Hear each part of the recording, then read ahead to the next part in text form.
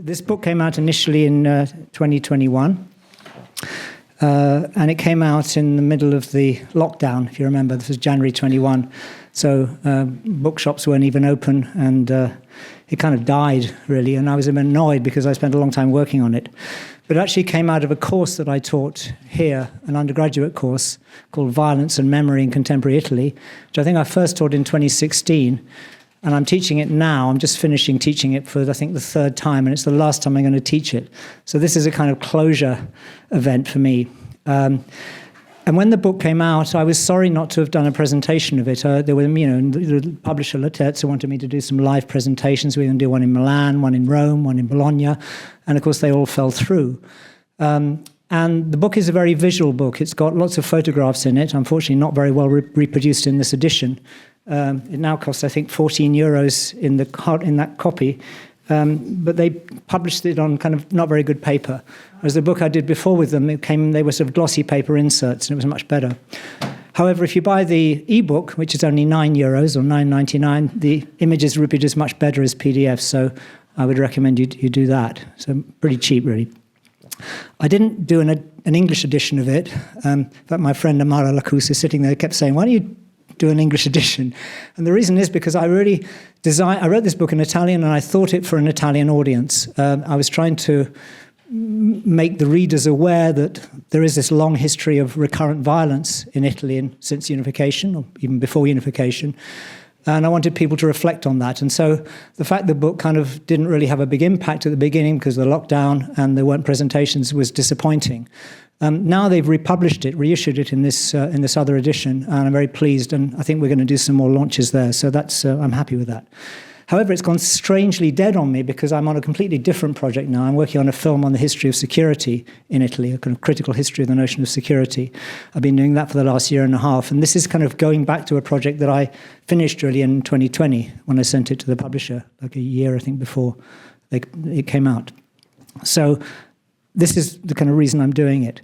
It's also, I think, bringing it back to this audience because, as I said, I'm teaching this course again for the last time, and I really learned a lot from teaching it to undergraduate students. I know when kind of academic authors say, "I would like to thank my students," all the students think that's a kind of token, what can he learn from us? But actually you learn a lot from teaching, particularly teaching students who really know nothing about Italian history, because they ask all the kind of searching questions that you wouldn't think somebody who knows more about it would ask. And that's really true, I think, in this case. Even now, teaching the course again for the third time, I've learned a lot from some of their questions. So this is also, and actually I say this in the acknowledgements, I thank the students who did this course with me. So what's this book about? The starting point was a historical observation that I made, that the history of United Italy since 1861, but even a little bit before that, is marked by a series of acts of public or collective violence perpetrated by different actors. And in some cases, the actors have been inside the state or a part of the state, so the armed forces, army, police, carabinieri. Carabinieri were actually a division of the army until 2000. Or they've been elements of what we might call the hidden state, lo Stato occulto, involved in planning massacres and in obstructing the subsequent judicial investigations into those massacres. So that's a real peculiarity of Italian history. I mean, other countries had terrorism in the 1970s, and they've had fascist violence.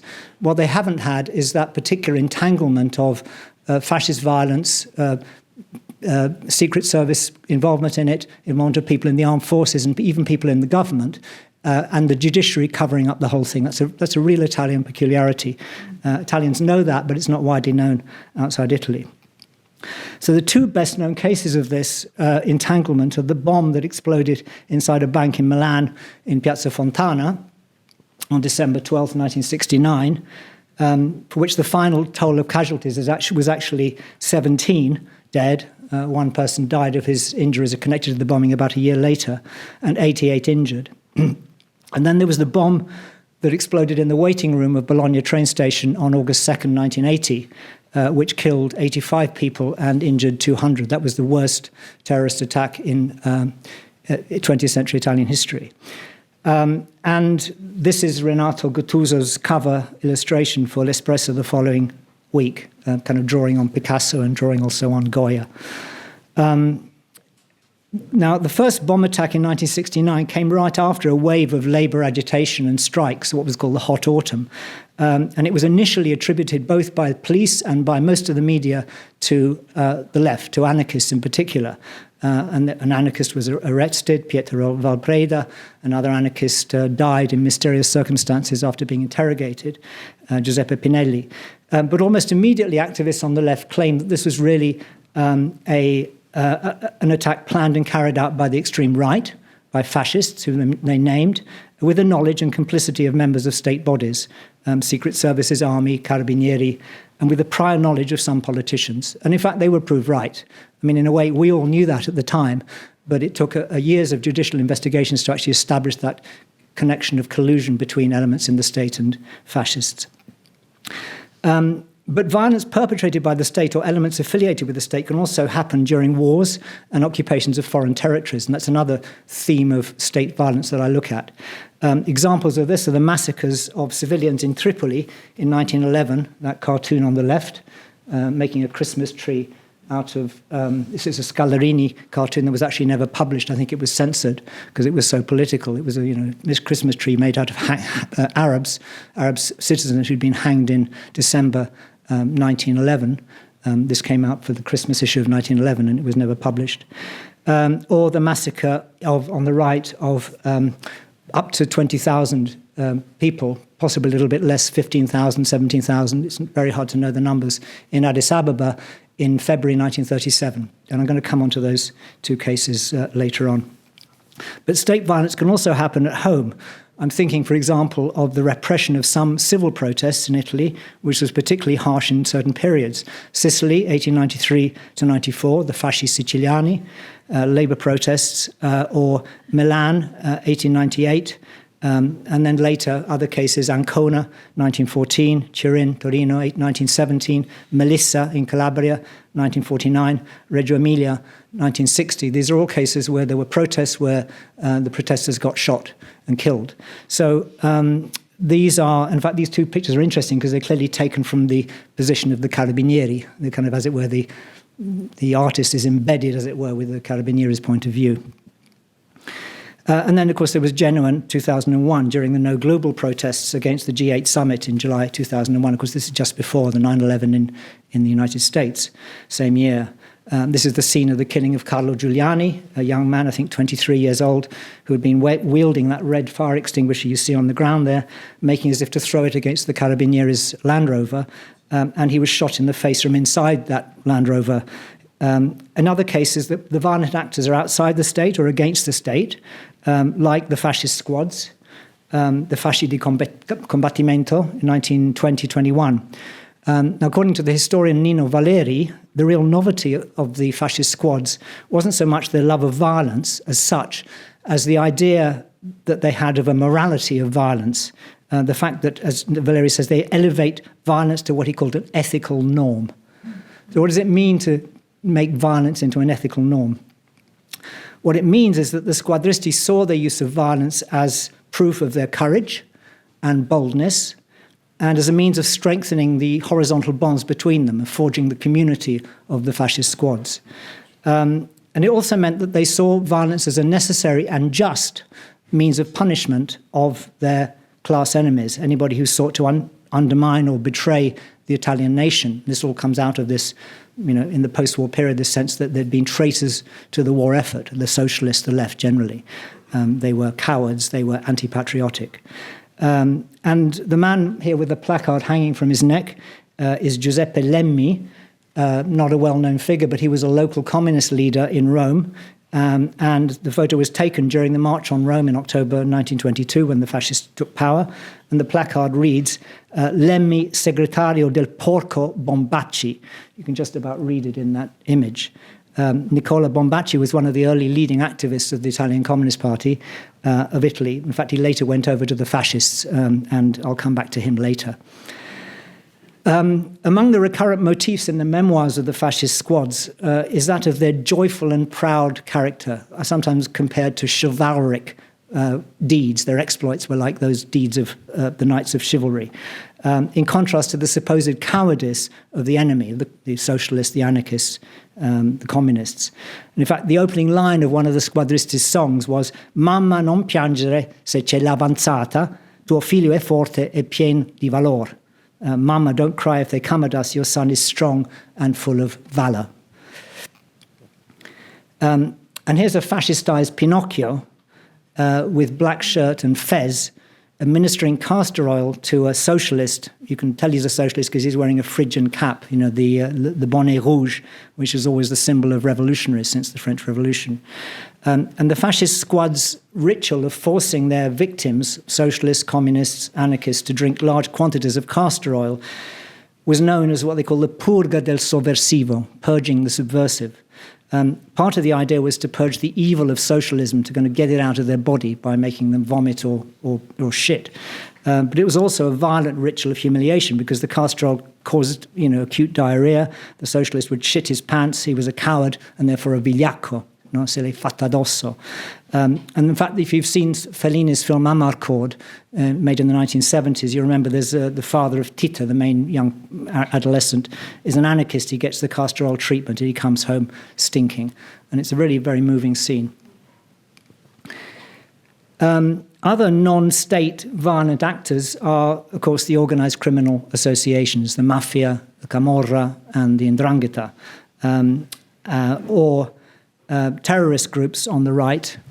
Sorry, on the left is the right and on the right is the left there. On the right or the left, who were active particularly from the 1960s to the early 1980s. On the right there is Mario Moretti, who you can see during the beginnings of the trial of the Brigate Rosse in 1985. It was Mario Moretti who masterminded the abduction of and the incarceration of Aldo Moro in 1978 and who actually shot Moro dead in the trunk of a car on May 9th, 1978. But there's also more recent violent actions perpetrated by groups of the far right in Italy, notably Forza Nuova and Casa Pound, who, like other far-right groups elsewhere in the world, you can think of Golden Dawn in Greece or Jobbik in Hungary, or in the USA, the Patriot Front, the Proud Boys, the Oath Keepers, White Lives Matter, all these extreme right groups. All of them express white supremacist, ethno-nationalist, anti-immigrant and anti-statist ideologies.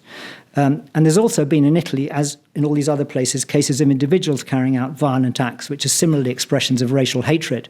And even though those are sometimes called lone wolf actors, they're often linked to these far-right groups, or they've absorbed their ideology, so they're not really acting on their own, they're acting as part of a group. One of these is Gianluca Casseri, a man who had overt fascist and Nazi sympathies, who went into two street markets in Florence in 2011, the one in Piazza Dalmazia and the one in San Lorenzo.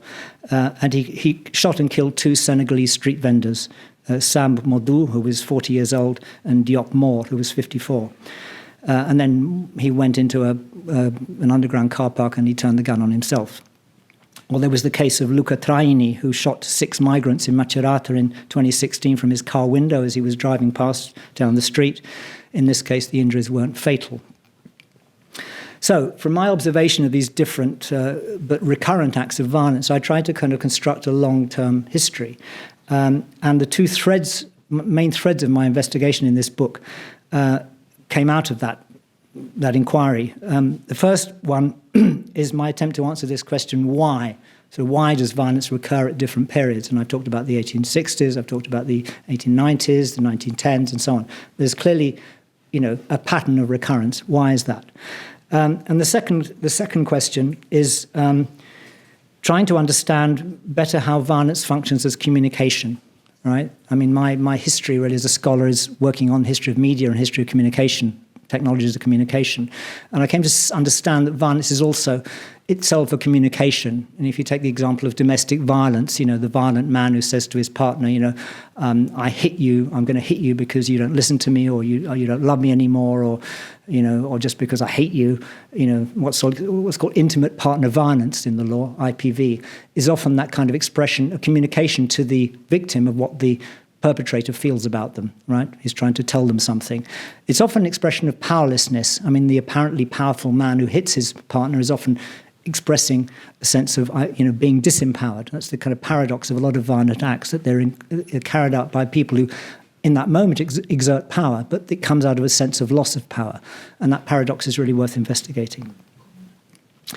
So in this second thread, I wanted to see how violence functions as a communication, and also how violence has been communicated at various times in the past. So there's violent acts as communications in themselves, either to the victim or to third parties if they're present and watching it.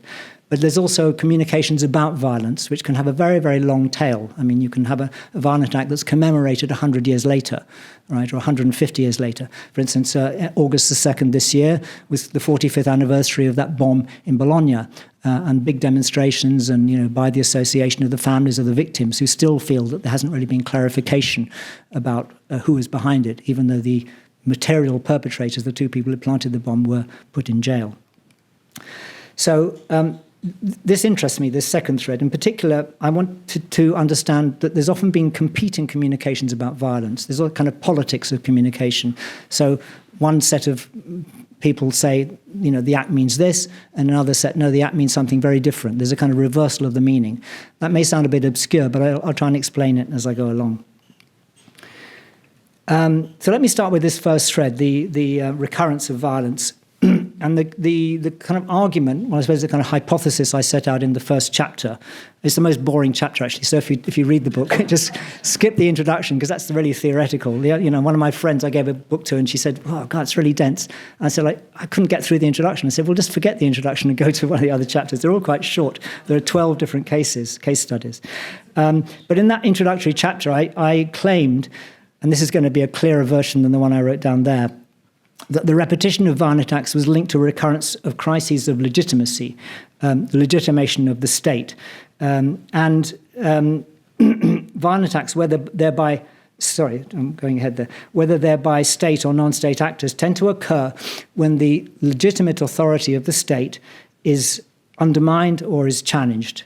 When that authority is recognized as legitimate, in other words, this requires a kind of solid basis of popular consent, or at least an absence of dissent, then the state has no need to resort to violence. I mean, basically, when this is kind of Machiavelli's, you can read many political theorists talking about this, when power is accepted by the people who are governed, those in power don't need to use force, right? They can just work with consent. When that power is weak or is threatened or it's not legitimated, when people think the government is weak or is not effective, then the government might resort to violence. And of course, people in society might resort to violence as well. This is really what happened in 1920-21 with the rise of fascism. It was a kind of crisis of legitimacy of the liberal state, which allowed the fascist squads to assert their own power. So this is the main thread. Sorry, where am I going? So the unified state that emerged in Italy in 1861, Kingdom of Italy, this is the first king, Victor Emmanuel II, struggled to gain legitimacy for the whole half century after unification, really. So pretty much from 1861 to the rise of fascism, there's a permanent series of crises of legitimacy. Unification took the form of what Antonio Gramsci, in his notes on the Risorgimento, famously called a conquista reggia, a royal conquest. In other words, it was a conquest of the rest of Italy by the Kingdom of Savoy, Piedmont, in other words, in the northwest of Italy. And it didn't have popular legitimation, right? It didn't have a large popular base. For one thing, of course, the suffrage was extremely limited up until 1911. Women didn't have the vote. People over 21 had the vote, but they had to pass a literacy qualification, which was very limited. So it had a very small social base. And it also had a small geographical base. I mean, there were parts of Italy that were never really fully assimilated into the state for quite a long time. The legitimacy of the state was challenged by Mazzinians, the people who'd followed Mazzini, by pro-Bourbons in the south, in other words, people who kind of were still nostalgic for the kingdom of the Bourbons in the south. And they were one element, but not the only one, of brigandage, of this popular rebellions taking place after unification. The church, of course, and then also later the workers' movement, the socialists and anarchists from the 1890s onwards. So none of these groups really had confidence in the legitimacy of the ruling classes and the state. And that's a recurrent problem really up until the rise of fascism. And this harsh repression, I mentioned the Sicilian fasci in 1893-94, but also these bread riots in Milan in 1898, can be explained, at least in part, by the fact that the hegemony of the ruling classes was seriously threatened and the state risked losing control of the situation. So what did they do? Well, the infamous Bava Beccaris went in and actually used cannons, which are a weapon of war, not supposed to be used in cities, and he used them against people and killed many people, and they're also shot with rifles. And this is a book by anarchist socialist Paolo Valera, where he puts photos of some of these victims from the morgue in Milan in one of his books. Or if you let's take 1915, the beginning of World War War I, Great War. Italy enters it in May 1915, and there's this crisis surrounding intervention in the war. The government, in other words, the executive, in the persons of the Prime Minister, who is Salandra, and his Foreign Minister, Sonnino, make this underhand move. They go behind the back of Parliament, which should be consulted, and they take Italy into the war by doing a deal, a kind of diplomatic arrangement. And the country remains very seriously divided between the people who are called interventionists, in other words, the people who want to join the war, and those who are called neutralists, the ones who stay out of it. And of course, there was also at this time a very strong international socialist movement opposed to the war. And of course, in the middle of the war in 1917, you get the Bolshevik Revolution, which galvanizes, of course, many people on the left. And of course, the Russians pull out of the war because of that revolution. So all this leads in Italy to a serious crisis of legitimacy of the state. And also for that armed wing of the state, the Army General Staff, who struggle to maintain discipline among the troops. This is very well known and it's been well studied, for instance, in this book here, but there's lots of other books which study the fact that in order to maintain discipline and among undisciplined fighting forces, the army had to resort to, they claimed, using tough measures. They shot people who deserted or who threatened to desert or who had self-inflicted injuries. They shot themselves in the foot to try to get sent home. The doctor said, no, you did that yourself, and they got shot by firing squad. And Italy killed more of its own soldiers than any of the other belligerent countries. They all did this, by the way. I mean, traitors, deserters were often shot, but Italy did it proportionately far more. And that's itself a sign of the non-legitimation both of the state and the Army General Staff. So this crisis of legitimation that begins in 1915, this second big crisis with the intervention crisis, continues into the post-war period. It leads to the workers' protests of 1919-1920, the so-called Biennio Rosso, the 2 red years. And this is a factory occupied by Guardie Rosse, armed workers, September 20th, 1920. And then, of course, as a reaction to this threat by the left to fascism. Which aims to fill the vacuum of authority created by the collapse of the legitimate state. So fascism, of course, manages to fill that gap using illegal means. I mean, they come to power and then they fiddle the vote to, win a plebiscite. They make all the other parties illegal. They put people like Gramsci and all his comrades in jail or in exile. And the regime then lasts for 20 years. But when it collapses, a civil war breaks out in which each of the opposing sides claims the right to call itself the legitimate state. Right? So between September 1943 and April 1945, there's this another kind of struggle for legitimacy. And of course, the anti-fascists win out and they form the new republic that comes out of World War II. So these 20 months beginning in September 1943 were a period of great violence, right? Extraordinary amount of violence on the part both of these opposing forces in the Civil War, but also of the German troops that are occupying Italy and are retreating. They're being pushed back by the Allies and by the partisans, and as they do that, they kill large numbers of civilians as they try to defend the ground that they gain. They're trying to hold this ground, particularly in certain strategic areas like what was called the Linea Gotica, the Gothic line, which runs kind of through parts of Tuscany over to Romagna. A lot of these brutal massacres took place there in the summer and fall of 1944. Around 24,000 people were killed by the Germans and by the fascists in World War II, and civilians in these massacres. And there's actually a very good guide to this Atlante delle stragi fasciste, naziste e fasciste in Italia. You can go onto that site and you can click on it and it gives you information about all of these massacres in Italy.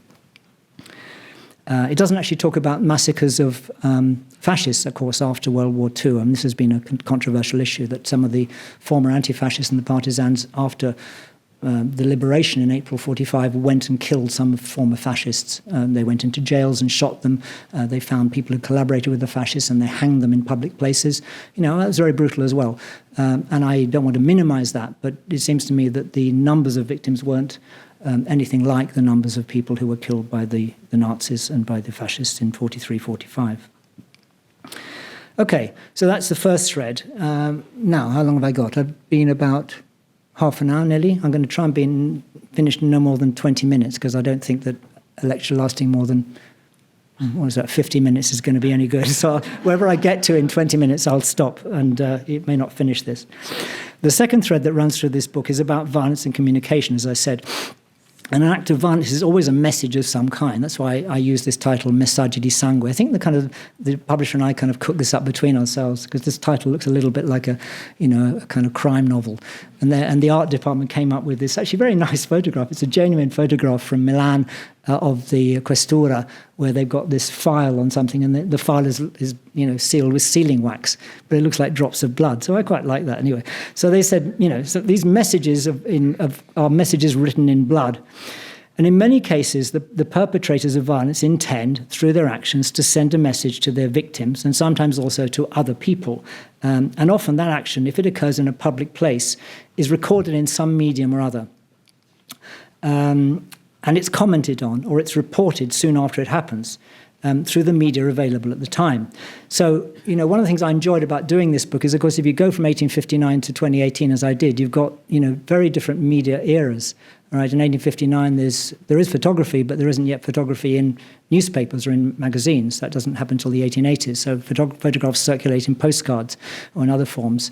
But you have painting, you have incisione, you have prints. And you have, of course, writing in newspapers. And then, of course, when you get into the 1890s, that events in Milan, you do have printed photographs in the press. And then, of course, the 1920s, you have radio. The 1950s, you have television, and then ultimately you have internet, social media. So actually tracking the way that these different communicative technologies allowed different forms of communication of violence and debates about violence has been a very interesting part of this work for me. So, as I said, the period covered in my book runs from 59 to 2018, and it covers these different media eras. And once communication about violent acts start, and sometimes for a long time afterwards, there's a conflict over what they mean. This is what I meant by these conflicts of interpretation. Conflicts over how to interpret them. In other words, you get contrasting narratives about the meaning of a violent event. And these narratives are in most cases contrasting political narratives. And how this works in practice, as I say, will be clear if I give some examples from my research for the book. So I'm going to pick up these points in the title. I'm going to first talk about some examples of massacres and wars. And I'm going to show some unpleasant images, but I did, I think, warn you if you read the website. If you don't want to see any dead bodies or images of people mutilated, then this is the time to leave the room.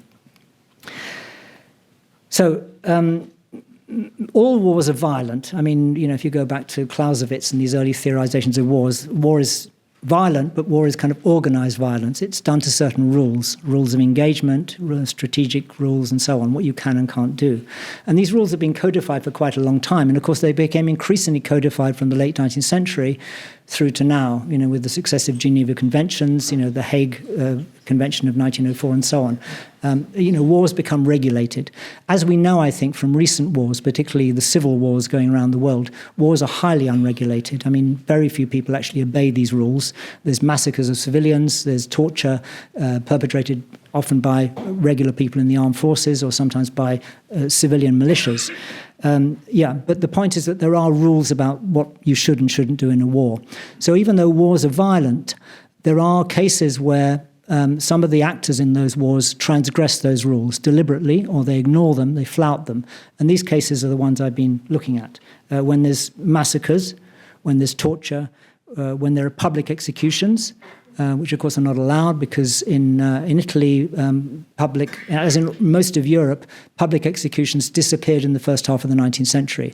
The capital punishment, execution became illegal in Italy from the 1880s. I think it was the Legge Zanardelli of 1888. There's been no capital punishment since then. For civilians, the army was able to do it. It was able to execute people, court-martial people, and shoot them by firing squad right up, and I think until 1990 something, fairly recently, but that's now illegal. So you can't execute anybody in Italy legally. But certainly hanging somebody in a public square or cutting off their head and putting it up for display is something that happened in various times in the 20th century, and it was illegal. So I'm interested in these cases where the rules were being broken.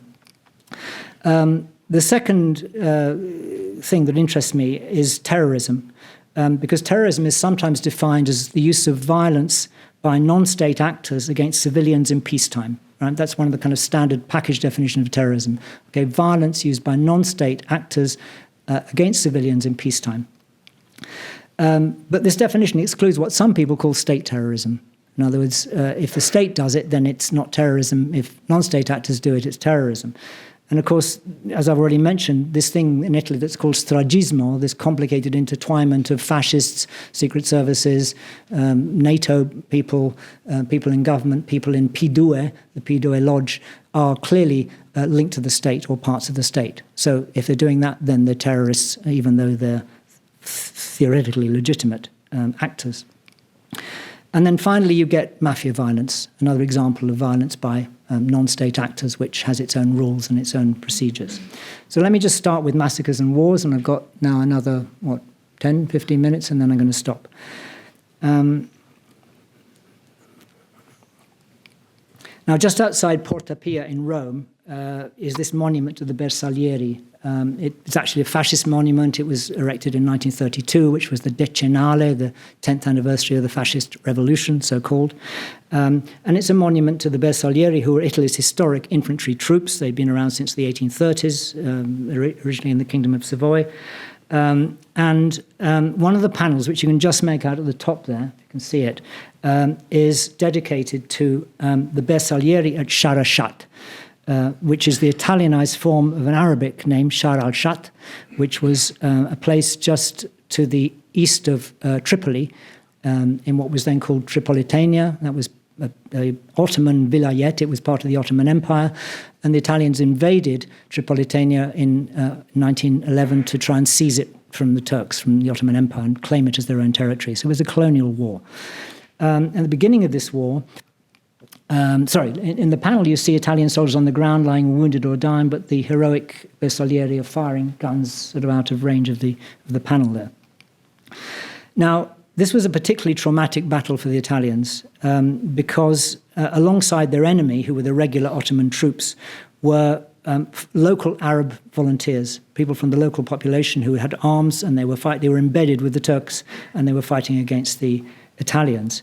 And the Italians were very shocked by this because they cultivated this fantasy that they were going in to reclaim what they call Libya. Remember, that's a name that the Italians gave this place.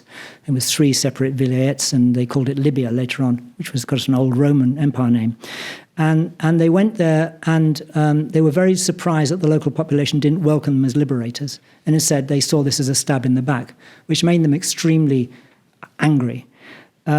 Also, they found out quite soon after that some of the local Arab volunteers, unlike the Ottoman troops, had mutilated the bodies of the Italians who'd been captured and killed, possibly tortured them, but then, cut off their genitals and cut off their heads in some cases. It was really very brutal.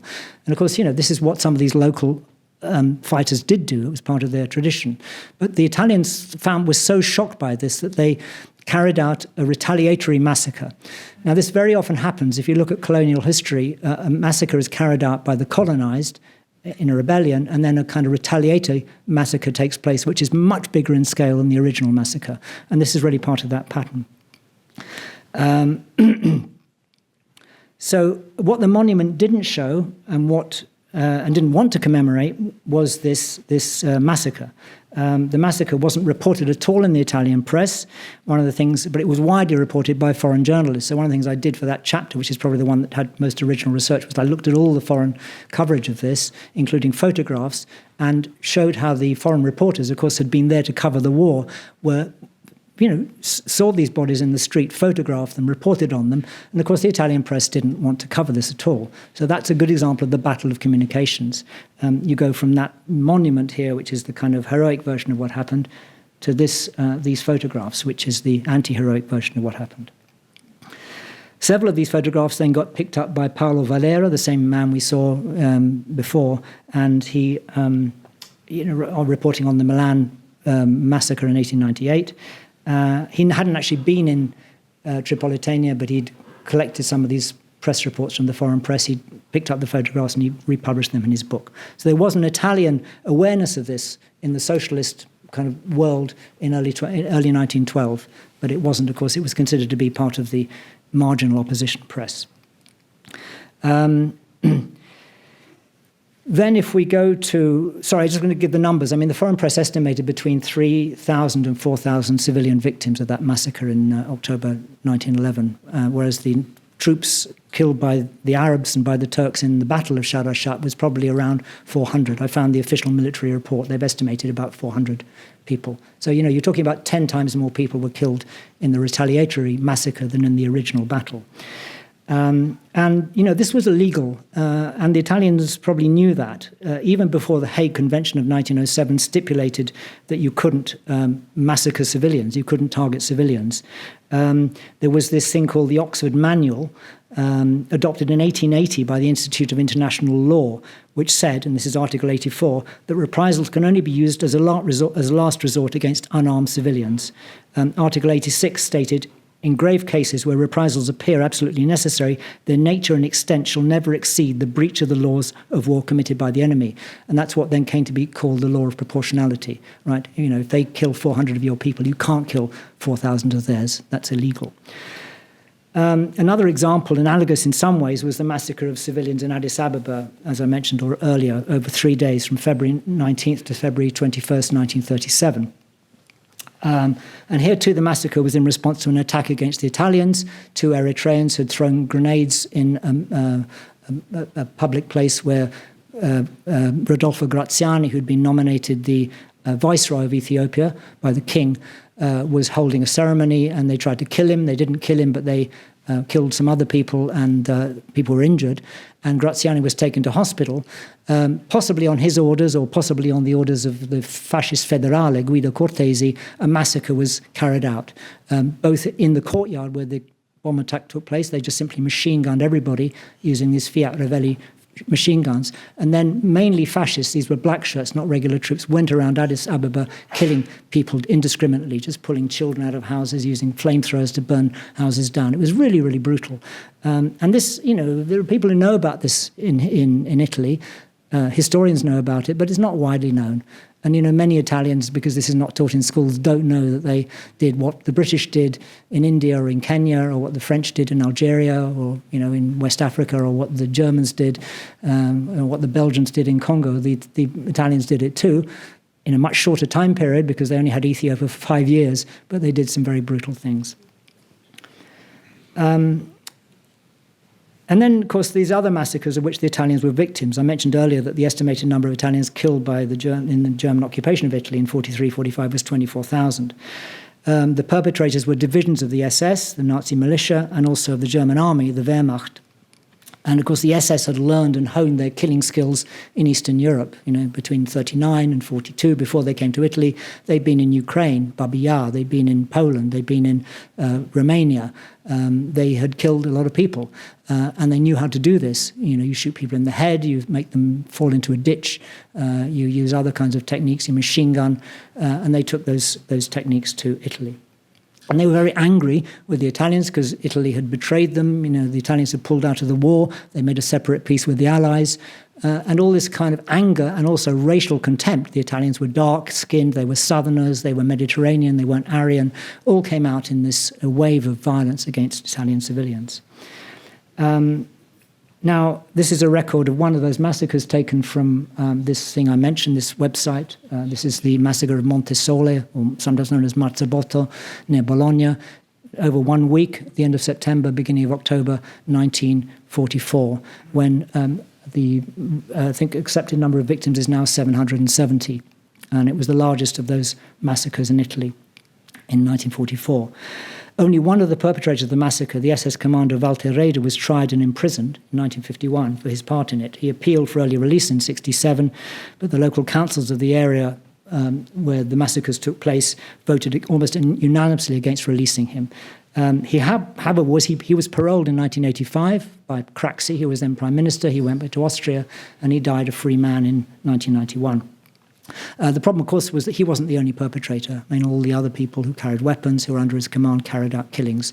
And there were this famous trial of many of them in absentia more recently, but of course nobody was actually convicted. Nobody actually was imprisoned for that. In 1976, Jean-Marie Straub and his partner Daniel Huillet made a film. They took their film cameras to the areas where the massacres had took place. And there's a narration by Franco Fortini. This is Fortini reading from his book I cani del Sinai, which came out in 1967. And there's a very moving passage here, and I wanted to show this clip, and I probably will end fairly soon after this. I wanted to show this clip to demonstrate how one of the ways you can record a site of violence is to record the place afterwards. I mean, one of the most famous examples, of course, is Alain René's film Night and Fog, Nuit et Brouillard, which was made in 1955, 10 years after the end of World War II and the kind of liberation of Auschwitz. And he takes the cameras to Auschwitz and he shows the grass that's grown over the railway tracks. So something similar here. It's not a place of horror in the same way, but it's a place where massacres took place. And of course now it's this peaceful country scene. But you hear, by recording using real-time, quality recording, the sound of birds singing, there's something very uncanny about watching this place of violence. I'm going to just show you a short clip from this. I consigli comunali delle Apuane, dove 23 anni prima Raeder e i suoi ammazzarono centinaia di persone, si pronunciano contro la richiesta di grazia dopo il comune di Marzabotto. And the narration ends there, and actually this pan goes on for something like 3 minutes. It goes all the way, almost 360 degrees to the right, and then it stops for like a second, and it then goes all the way back again. So it allows you really time to contemplate the place. And I'm kind of apologize in a way for just using a short piece of it. But it's actually interesting that the same technique of this is when the pan's going backward, was used by Carlo Di Carlo, who made a film in 1961 about the massacre. And he made the film in order to rebut a book that had come out in Germany by a former Nazi claiming that the massacre of Marzabotto had been inflated, the numbers were exaggerated, and anyway, this was a legitimate act of war by the Wehrmacht. So he didn't only just film the landscape in 1961, he also interviewed some people who had survived the massacre. And I want to just show you, it's very harrowing, some of these testimonies of 3 of the men 17 years later in Carlo Di Carlo's film. Arrivai a Capraro, trovai la figlia con le 2 bambine, una senza la testa e quell'altra dalla parte della sua mamma e la sua mamma la pancia tutta aperta con le mitraglie. Mario Lippi. La mattina del 29 settembre del 1944 fu preso dai tedeschi a Creda, fu portato sotto un portico con altre 82 persone. Puntarono contro di noi 2 mitraglie e dopo con un segnale ci cominciarono a sparare. Lanciarono dentro bombe a mano e bombe incendiarie, così prese fuoco tutto il porticato. Dopo la sparatoria vennero dentro 3-4 tedeschi sparandoci uno ad uno con un colpo alla nuca. Il fuoco divampava e venne giù tutto il porticato. Così fu per me e altri 12 la via della salvezza. Vittorio Baraccani. A settembre 1944 mi trovavo a Belle e sentii degli urli e una grande sparatoria nel posto di Belle.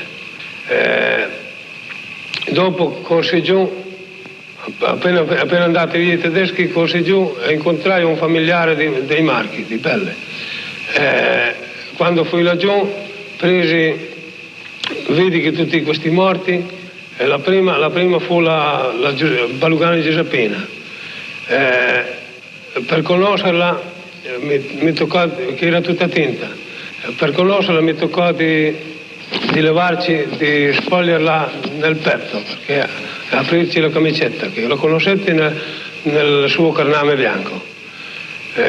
Aveva la bambina con tutti i panni strappati, aveva la bambina fra le gambe che ci mancava la testa. Yeah, so, I mean, not a great place to stop, but I did actually prepare an hour of material. There's more here, but I think probably I won't go on. The images actually get worse. I mean, well, not completely, but I then go back to the Battle of Solferino, 1859, and I go forward to prints about it, which are also falsified. They presented as a heroic battle. This was, in fact, the bloodiest battle of the Risorgimento. Then there are these images of these brigands who are dead brigands being held up as trophies. Or this is actually in the Lombroso Museum in Torino, this print here, where they, created these kind of pretty patterns of faces of dead people. And they're pretty disturbing, really. So, particularly the woman on the right, they've obviously taken off her dress, so there's also a kind of sexual exploitation of the dead body as well, which is very disturbing. So I don't want to go on, but I do just want to show one bit of the colonial films here, so if I want to get to this one, because this kind of interested me, this as well. After that Arab attack, the stab in the back, as the Italians saw it at Sharashat, they photographed these 14 people who were convicted of taking part of the attack. And they also shot film. There's a British Pathé newsreel of this hanging, and there's another one. And what I wanted to show, just to end on this, because I find it so disturbing, is not so much the hanged bodies, because, you see lots of these images, and I've seen lots of them, and kind of somehow, you feel very sorry for the victims, but you're not actually seeing the actual hanging, is these kind of smirking, smug soldiers walking around, kind of triumphantly kind of happy that they've got these people hanged. And you see that in this little bit of film here. Here's the commanding officer walking past. And I watched this thing again and again, trying to look for some evidence of their position. Always, unfortunately, you see that guy there who's smiling. So I got him and I kind of slowed it down, and I'm looping it again and again. You can see this smile on the face of a soldier. He's really enjoying the scene. So, this is one example of where you've got illegal violence. I mean, as I say, hanging of people in public was done by all the colonial powers. The Italians did it in Libya. They did it again in Ethiopia. They sometimes decapitated people and they put their head on spikes. These are, reversions to really barbaric forms of display of bodies. The Germans did it, and the fascists did it in Italy in 1943-45. There are numerous pictures of hanged partisans, usually with a placard around their neck, saying what their crime is. So, this is going back again to really medieval forms of display of bodies. You don't just humiliate the victim, but you make them actually display a message saying what they've done, that they dared to attack the German army, or they dared to do this. So, one of the things in my book is about really investigating these cases. And as I say, what interested me most, and I will end on this, is this kind of process of reversal by which one side takes the same image, as I'm doing it now, and reverses it against the meaning. This film was obviously shot by the Italians, authorized by them, possibly by Luca Comeri. We don't know who the film, one of his camera people was, but he was definitely there in Libya on October 1911. This execution actually took place on December 6, 1911. But the meaning of these films, and nearly all those photographs of hanged people taken by the Germans, the propaganda company of the German army, were records of what they'd done. Right? They were not taken to. They were not made for public distribution. We can get them. I got nearly all the photos of hanged partisans from the Bundesarchive in Koblenz, which has all these propaganda company photographs. And the meaning that I'm assigning to them is not the meaning they were made with. They were made as records of what the German army was doing in controlling the civilian population. I read them against the grain. But even at the time, remember, in the resistance, in the Civil War, people made those reversals, right? There were people who took the bodies down, they celebrated them, they gave them proper burials, they grieved over them, and then afterwards they sometimes used these hanging photographs as evidence of Nazi barbarity. They were published, some of them after the war, to somehow condemn the perpetrators. So these are the reversals I mean. And the most famous example of all, and I won't show the images, but you probably know it because it's very familiar, is what happened in Milan in 1944 and 1945. In August 1944, in Piazzale Loreto, fascists shot 15 partisans. They'd taken them out of the jail and shot them, and they left their bodies on display in Piazzale Loreto with a placard, again, saying what their crimes were.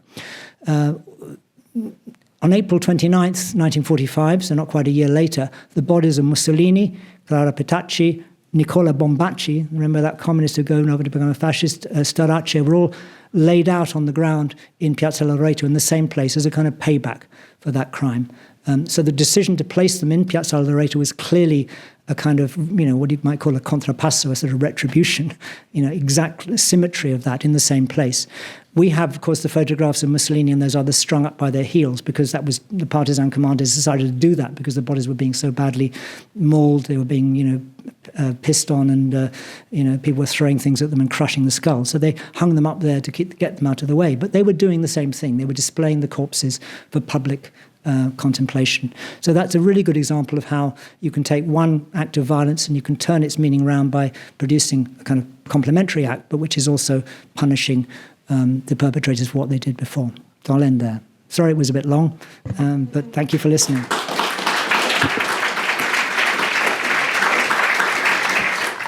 Thank you so much. As great history lesson here. I'm looking forward to reading the book and looking at all these gruesome images. One question I keep thinking about, it's so interesting how you engage with the visual and everything you've shown us and told us.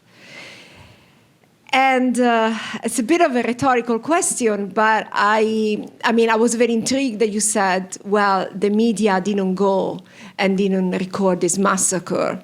And then meanwhile, of course, we have a lot of images in mind of Moro being shot. There are a lot of iconic images from the G8, whatever, in Genoa. So the question is, what do you think is the weight of these visuals in Italian culture? I know it's a bit rhetorical because we keep asking this question, can images change? But in the specific Italian culture, I'm curious to know what you have been able to understand. Yeah, that's a good question. How to answer that? Clearly, it becomes much more mediated once you get into the age of television. One of the interesting things about the whole Brigate Rosse thing, the Moro abduction, it was on the daily news. I was living in Rome at the time, so I remember it very well. Of course, the BR, the Red Brigade's comunicati went, they sent these comunicati, and of course they were reproduced in the national press. They took the photos of Moro and all their other victims on Polaroids, because they clipped off the metadata so nobody could trace, where it had been taken and where. And they left those photographs to be picked up from usually a telephone box. And then, of course, the photograph was reproduced on the front page of the national newspapers. So from this kind of low-tech technology of the Polaroid, it then became a nationally distributed image. And, of course, that's what they wanted. The Red Brigades wanted that visibility. But then, of course, the thing backfired, because when Moro was killed and people didn't negotiate, and, then it created this kind of collective revulsion against that violence. So, that was a kind of an act of violence carried out in real time. And that wouldn't have been possible in the pre-television era, or in the era before, national newspapers with photographs, or before Polaroid, which, of course, you could take an image and immediately send a print, fresh to a newspaper on the same day. Didn't have to take it to a lab, you didn't have to take a roll of film to be processed. So it was completely anonymous. So, it's a good question. And, now, of course, with social media, you can capture all sorts of violent events, and then you can upload them onto YouTube, and, it may be kind of gatekeeped and taken down, but you can do that in a way that wasn't possible. What's interesting to me, when I worked on the G8 thing in Genoa, 2001 and 2011, between Genoa in 2001 and the Arab revolutions of 2011, everything changes. In 2001, there was still analog video recorders. There weren't, digital recorders, or I think they were in their infancy. There was no internet, all right? You didn't have YouTube. You didn't have Twitter. And you didn't, so, basically when you get to 2011, these people in Egypt or in Tunisia are actually recording things on their cell phones and immediately uploading them and getting a kind of global distribution of images that wasn't possible in just 10 years before. So the technology is really important. I mean, the way that violence can be recorded and reported now. I'm thinking also of Instagram, things like Middle East Eye on Instagram, shows images that you don't see on network television anywhere. Or possibly Al Jazeera, but certainly not the American networks. Sorry. So can you take the microphone, because otherwise they won't hear you on the recording. Thank you. My question is, in Italian society today, from what I've seen, there's a lot of talk about peace against all this type of violence when they they'll commemorate massacres that happened in their town, etc. There's also widespread condemnation of femicide, which is making it a lot in papers now.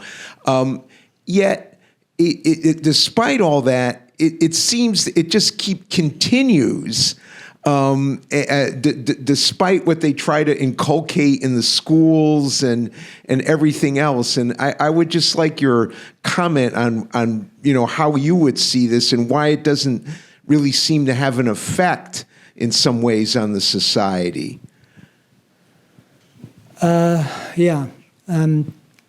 Well, like I was showing, I think, early on when I showed that silent clip from the Forza Nuova protest, this far-right group, there clearly are violent street protests taking place, and there has been anti-immigrant violence, and this has been going on for a long time. It doesn't always make national news.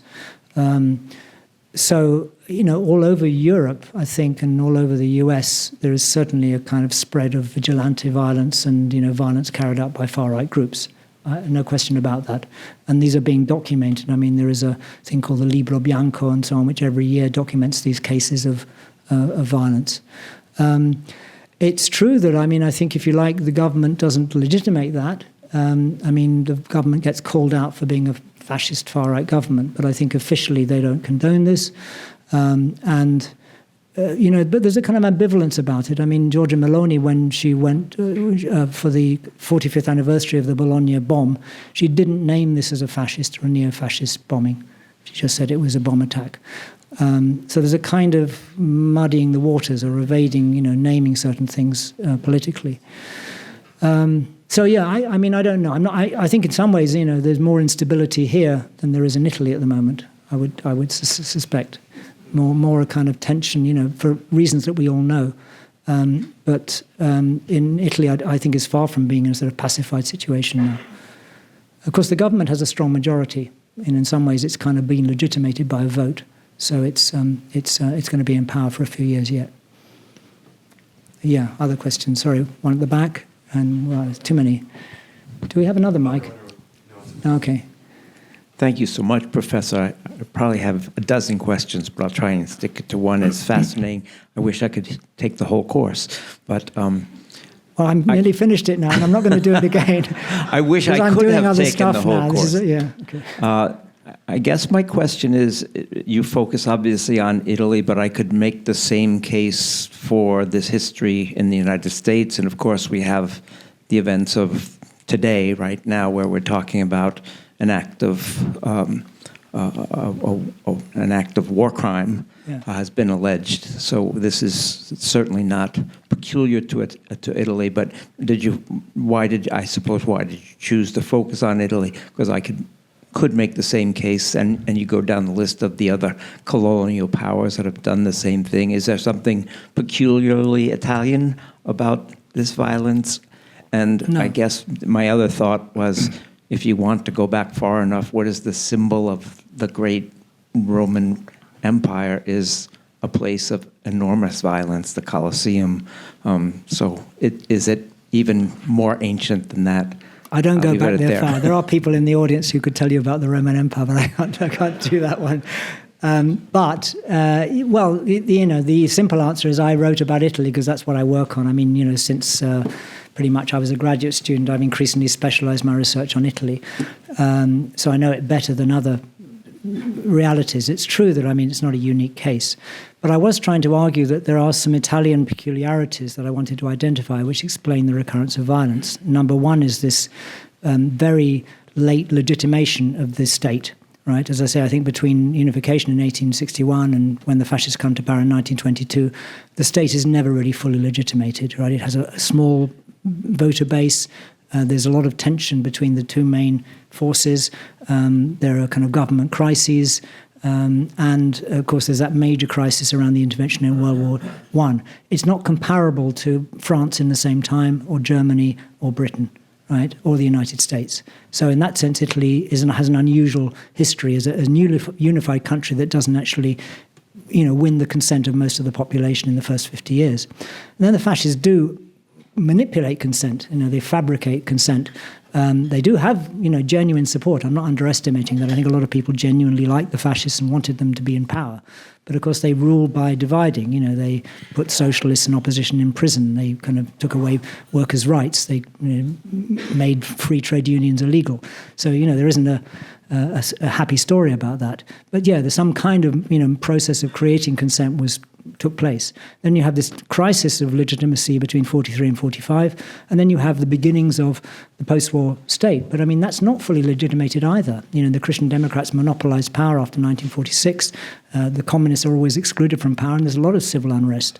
And that culminates in the 60s and 70s with all the violence after 68. So, it is an unusual pattern. It doesn't really have, a complete analogue in any of the other European countries that I know about. So in that sense, it's worth tracking that distinctive story. But certainly it's not the only country that has violence or where the police become brutal. Hungary, as well as being a British citizen, I'm also a Hungarian citizen. I follow very closely what happens there, and they've got a far worse human rights record than anywhere else in Europe at the moment. So, well, thank you very much. I had a question regarding the Piazza Fontana. Yeah. You said that violence can backfire. Yeah. And there were moments where the fascist planners of Piazza Fontana, like Franco Freda, they were threatened by the same fascists to be killed because they actually helped the state. The state strengthened out after Piazza Fontana. So an attack that was supposed to lead to the destruction of the state as it was actually strengthened. So how does that relate to your argument of state legitimacy and the role of the state? Thanks. Well, yeah, that's a really good question. I think the research that's been done on that suggests that people talked at the time about the strategy of tension. That was the term that was, in fact, it came out of, I think, of that research by the left. And I think recent work on that really questions the idea that there was a strategy as such, because the strategy suggests a coordination between the different groups. So the fascists and the secret services and P2 and, these various people in the state somehow colluded over the Piazza Fontana bomb on maybe the CIA, maybe the NATO headquarters. It didn't work like that. And in fact, many of the fascists afterwards felt they'd been tricked. We planted this bomb because we wanted to destabilize the whole system. Actually, we helped the Christian Democrats consolidate their power. We were, presi per il culo, as you say in Italian. It was they were tricked. So it's really, I think, true that there was that sense that they'd been manipulated. And of course, in a way, they were manipulated. These fascists are going to do the dirty work because they believe in that. We're not going to be visible. They're going to be our front men, and we will actually be controlling what they do. But the fact that there was clearly a crisis of legitimacy, I think, it's between 68 and 1978, let's say, it's clear that the state is not fully legitimated, and there's a lot of popular protest and whatever. There's also a lot of reform in that period, but there's also clearly not a legitimated system. By the time you get to Bologna in 1980, it's not quite so clear why that bomb takes place. A lot of people say that's not really part of the strategy of tension. It's a whole different thing. Mafia people were possibly involved in that. It's a much murkier story, and it's never even really been fully clarified what was going on there. All these kind of ideas, it was the Libyans or the Palestinians completely, that was controlled by the state to put people on the false track. But it's a very different story in 1980. Anyway, we're perhaps getting a bit too detailed here, but thanks for the question. Yeah. Hi. I was just researching some places in Italy, and then I hear that there's a strong presence of a mafia in Calabria. And I wonder if that is something to do with immigration issues. And also, there is not a strong law in Italy if some illegal tenant moved into the empty apartment and you cannot put them out. So I wonder if mafiato will have control of town to protect the towns and the things. So what is your thought about mafia presence? Yeah, I would have, if I'd had time to go on for an hour, I would have said something about the mafia. The only thing I probably would have said is that the mafia behaves also according to these rules of legitimation. So when mafia rule is, and this is also true of the 'ndrangheta in Calabria all over, I mean, the 'ndrangheta is much stronger than the Sicilian mafia now, as you probably know. And it's also more ubiquitous. It's all over Italy. It's also outside Italy. But they all work in the same way. When their power is legitimated at local level, they don't need to use violence. They use the threat of violence always, but they don't actually need to use violence. They use violence when things are going wrong. So the big explosions of mafia violence in Sicily, for instance, were in the early 80s, the so-called Second Mafia War, when the Corleonesi and the Palermitani were killing each other, to get control of the international narcotics trade. Or they were attacking members of the state because the state was cracking down on them. So they were killing carabinieri, police officers, judges, to kind of say, you don't mess with us. So they use the violence when their power is threatened or where it's being weakened. Blowing up Falcone and Borsellino was a real expression of frustration. It wasn't an expression of their power, but of their weakness in a way. And in fact, after that, they stopped using violence. So what I would have said, and it's not really answering your question, is the violence is always a kind of up and down thing according to how much legitimation they have. The 'ndrangheta, the thing about evictions, some of those occupations of houses are indeed controlled by organized crime. The Camorra in Naples has, got some people into illegally occupying apartments. And of course, they own some of those buildings, and there's a speculation going on there. But I think that's been massively inflated by the media in Italy. There are plenty of people who occupy houses the houses are not occupied by anybody else. Rome has 20,000 unoccupied apartments, which are often bought by speculators who are just trying to make profit on them and resell them. People have a right to go in and occupy those houses, right? And they're not taking anybody else's place. So, I think in some ways the fixation of the media on the kind of role of organized crime in that is, they're talking about a real problem, but it's only a small part of the bigger question of housing rights. Do you see what I mean? And I think the 'ndrangheta and the Camorra have been involved in that, but not to the scale that the media suggest.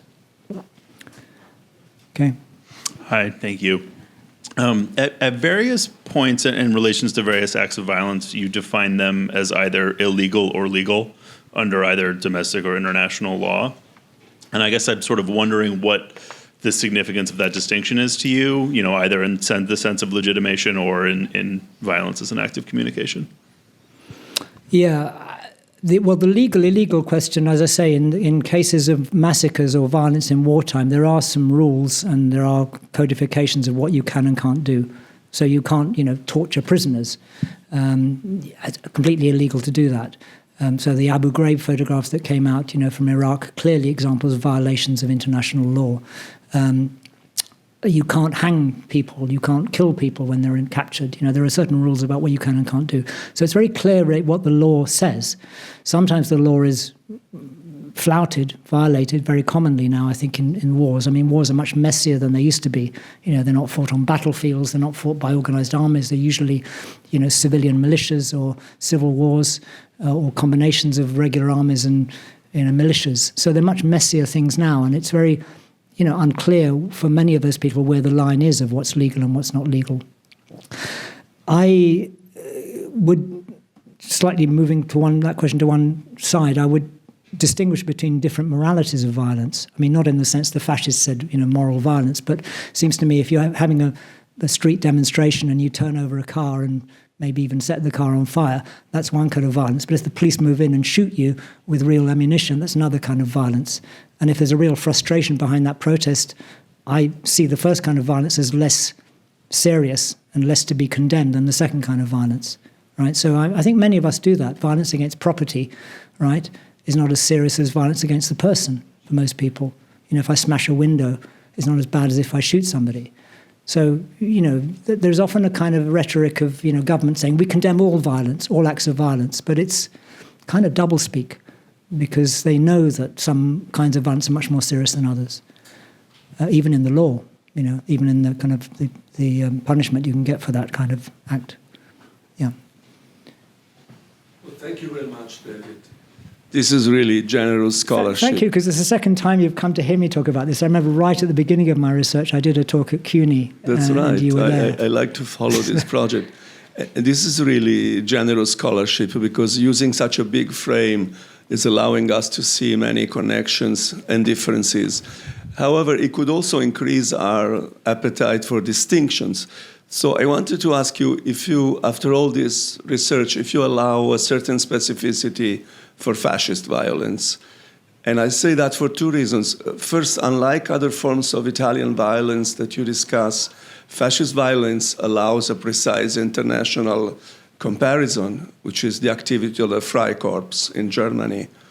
It's really comparable. And what is really in common is the sacrificial nature of their ideology. You're talking about early, you mean fascism in the 1920s? Fascism like in the 20s, as you were showing. Yeah. I believe, as an Italian, I believe that this is actually true about fascism. The sacrificial aspect is fundamental if we want to understand the specificity of fascism. So violence that becomes a sacrifice, necessary bloodletting, regeneration, violence as regeneration. In my experience, this idea was not present in the Partigiani. Yeah. So that's a fundamental distinction, which is not so much about actions. It's about their interpretation. In my life, I have met a number of Partigiani leaders, old leaders. They never showed any pleasure in remembering any kind of violence. They never said it was necessary, it was the regeneration of the country. They said the liberation was the regeneration of Italy. One of them was maybe the only man in Europe who had led the liberation of a whole city without any help from the Americans and the British, the city of Ravenna. His code name was Bulov because his companions were considering him like a Prussian general because of his ability on the field. Yeah. He never showed any interest in violence per se. So I think this is still a distinction that matters. I agree completely. I mean, I'm glad you said it. I was trying to touch on that when I quoted Nino Valera talking about the morality of violence. The fascists had this kind of honorable violence, but it's true. It's, regenerative, it's purifying, it's a mystique of it. It's clearly also linked in the German case with this kind of German cult of, the sort of mysticism of the violence. And it has no counterpart on the left, I agree. The partisans shot people, they executed traitors and so on, but they didn't relish the violence in the same way. I agree completely. Thank you. Yeah. Yeah. Am I chairing my own discussion here? I think probably we should cut off at a certain point because I'm sure people probably want to leave, but Hi, take David. 2 more questions. Hi.